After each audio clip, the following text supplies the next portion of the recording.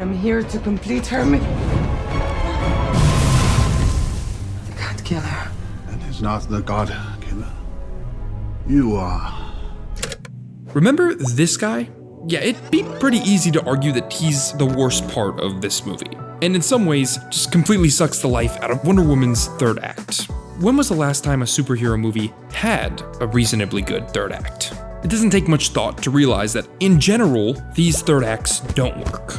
Over the last 20 years, the superhero narrative has replaced the Western as the enduringly iconic representation of American life in some ways, and yet, despite a varied and diverse set of characters, all of these films suffer from a tangible sense of homogeneity.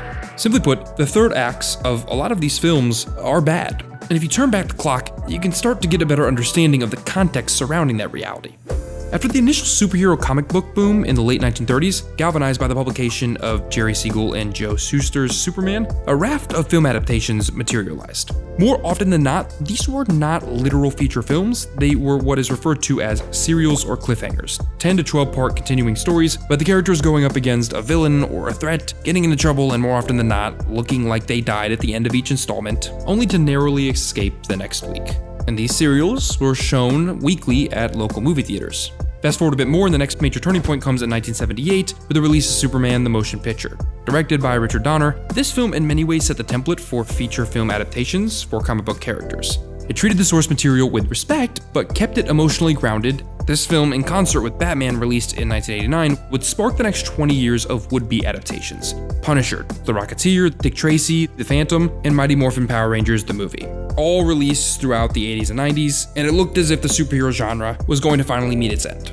Until the setup of Blade and the 1-2 punch of Bryan Singer's X-Men and Sam Raimi's Spider-Man launched a new renaissance, which evolved into the competing juggernauts of the MCU and DCEU that we have today.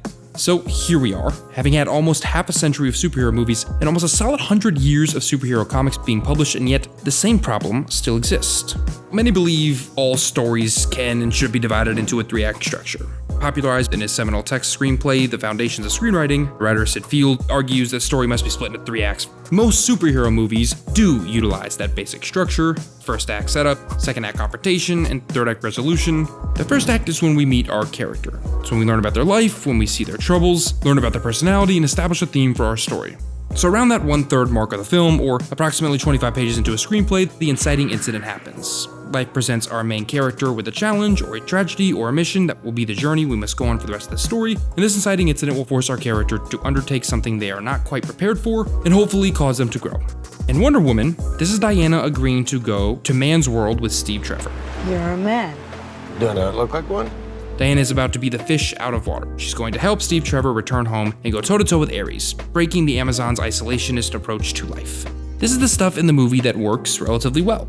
Gal Gadot and Chris Pine have chemistry, the characters are clearly defined, and we understand instantly that the movie is going to be about Diana learning about the outside world, assimilating, and changing as a result. Act 2 is when our characters are pushed and challenged in a way they weren't expecting. This is basically the things get worse, there's almost no point in going on section of the movie, where our characters have to decide to venture forth, pushing on to the inevitable conclusion despite how bad things are. In Wonder Woman, it's Diana realizing that Steve lied to her in order to get her to go on a mission with him. It's her being brought to the realization that everything isn't black and white, that humanity's mercurial nature and morally gray compass are inextricably linked to the real world. And Act 3 is where it all comes to a head. The character is tested, they grow or change in order to have met the moment, and their character arc is complete. Theme is paid off, and any of the elements that were set up narratively are hopefully resolved. All the lingering questions should be tied up, and our character should be left having grown and become better and more developed. In Wonder Woman, it's this guy again. I am not what you thought I was. Which brings us back to the question of why do all superhero stories have questionable third acts? There's a few answers. In some ways, a lot of them are just bland. Joseph Campbell coined the term the hero of a thousand faces to describe the structure of storytelling that exists across almost every culture on Earth. And in the current age of wall-to-wall CGI battles, it's almost like the third act of a thousand faces.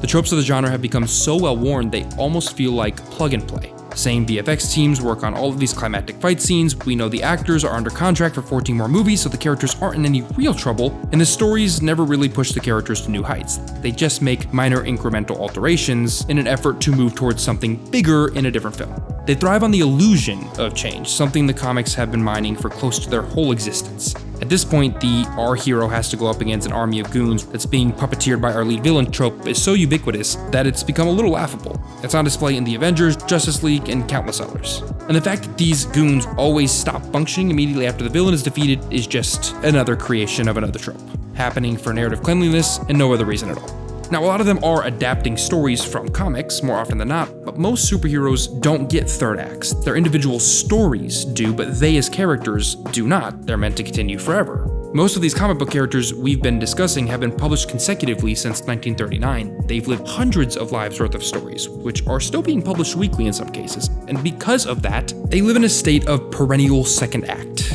There literally isn't an ongoing superhero who's had their third act and then their story has ended. In some ways they can't. Even when they've tried with characters like Barry Allen or Hawkeye, they just kill them and then the characters just come back and are given more second act essentially. And the way this manifests in the films is that their third acts are just kind of emotionally extended second acts, as opposed to literal third acts. And because of that necessity, you have to really distract people with, well, sometimes wall-to-wall CGI armies. Marvel alone puts out 4 superhero movies a year now.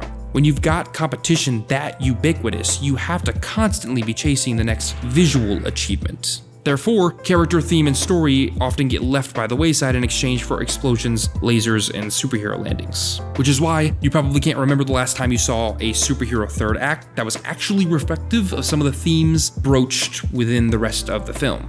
Climax of Wonder Woman is intended to be a bait and switch. No massive armies, no robots, just Diana and Ares in this one-on-one fight, which is intended to be the climax of Diana's character in that she's going to fight a literal god to defend man's world.